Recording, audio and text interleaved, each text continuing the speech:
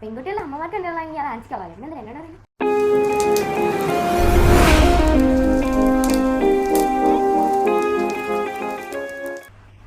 കുഞ്ഞപ്പൂ, ഇന്ന് രാവിലെ ഞാൻ ഇൻസ്റ്റ ഇങ്ങനെ ചുമ്മാ വീഡിയോസൊക്കെ നോക്കിയ സമയത്തെ എന്നെ ടച്ച് ചെയ്തൊരു സ്റ്റാറ്റസ് ഉണ്ട്. ഞാൻ ഫോളോ ചെയ്യുന്ന ഒരാളിട്ടേക്കുന്ന കേട്ടോ. അത് പെൺകുട്ടികളുടെ അമ്മമാർക്ക് വേണ്ടിയിട്ടുള്ളതാണ്. പെൺകുട്ടികളുടെ അമ്മമാർക്ക് ഉണ്ടെങ്കിൽ അത് ആൻസിക്ക് കളയാം. പിന്നെ എന്തിനാ എന്നോട് അറിയാം? അതെനിക്ക് മനസ്സിലായി. ടാബിൽ നോക്കിക്കൊണ്ടപ്പോൾ ഡിസ്റ്റർബ് ചെയ്തു എന്നല്ലേ? ഓക്കെ. പക്ഷേ ഇത് പെൺകുട്ടികളുടെ അമ്മമാർക്കുള്ളതാണെങ്കിലും പെൺകുട്ടികൾ അറിഞ്ഞിരിക്കേണ്ട കുറച്ച് കാര്യങ്ങളും മോനോട് അമ്മയ്ക്ക് പറയാനുള്ള കുറച്ച് കാര്യങ്ങളും കൂടെ അതിനകത്ത് ഉൾപ്പെട്ടിട്ടുണ്ട്. അതെന്താണെന്ന് ഞാൻ വായിച്ച് കേൾപ്പിക്കട്ടെ. ഞാനതെടുത്ത് സ്റ്റാറ്റസ് ഇട്ടിട്ടുണ്ട്, നീ കണ്ടിട്ടുണ്ടോ എന്ന് എനിക്കറിയില്ല. പക്ഷേ ഇങ്ങനെയാണ് എഴുതിയിരിക്കുന്നത്: പെൺമക്കളുടെ അമ്മമാരോട്, പെൺകുട്ടികളുടെ അമ്മമാരെന്ന നിലയിൽ നമുക്കൊരു പ്രതിജ്ഞ ചെയ്യാം. നമ്മുടെ പെൺമക്കൾക്ക് ഏറ്റവും നല്ല വിദ്യാഭ്യാസം നൽകാം. ഞങ്ങൾ പഠിക്കാൻ പറയാറില്ലേ?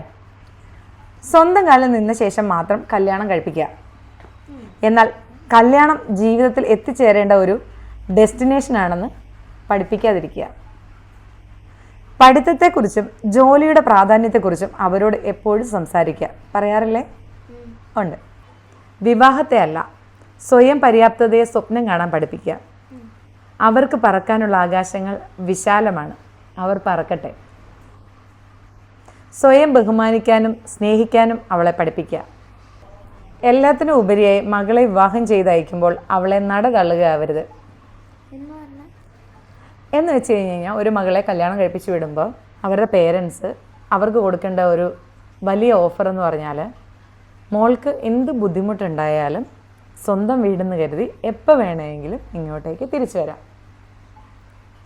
അപ്പോൾ അതിൻ്റെ ഒരു ഇത് കൊണ്ട് നമ്മൾക്ക് ഉണ്ടാകുന്ന ഒരു ഉപകാരം എന്ന് പറഞ്ഞാൽ, ഇപ്പോഴത്തെ കാലത്ത് മോൻ ഒത്തിരി വീഡിയോസും വാർത്തകളും ഒക്കെ കാണാറില്ലേ?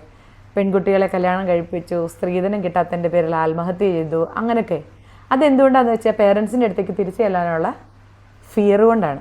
അപ്പോൾ അത് ഉണ്ടാവാതിരിക്കാനാണ് അവരെ നടതള്ളാതിരിക്കുക എന്ന് പറയുന്നത്. ഓക്കെ. പിന്നെ അതിലെഴുതിയിരിക്കുന്നത്, അവൾക്ക് പിന്നിൽ നമ്മൾ എപ്പോഴും ഉണ്ടാവണം. അത് തന്നെയാണ് മോനോട് അമ്മ പറഞ്ഞത്.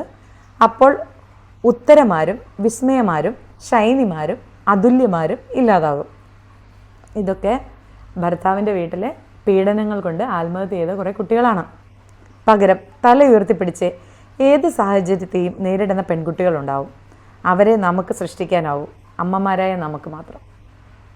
ഓക്കെ. ഇതൊരു നല്ല ഗുഡ് ഇൻഫർമേഷൻ അല്ലേ? സോ എനിക്ക് മറ്റുള്ളവരോടും പറയാനുള്ളൊരു കാര്യം ഇതാണ്: നമ്മുടെ പെൺമക്കൾ നമ്മുടെ സ്വന്തമാണ്. നമ്മൾ ആർക്കും വിട്ടുകൊടുക്കുന്നതല്ല. അവർക്ക് എന്താവശ്യം വന്നാലും പേരൻസായ നമ്മളുണ്ടാവണം.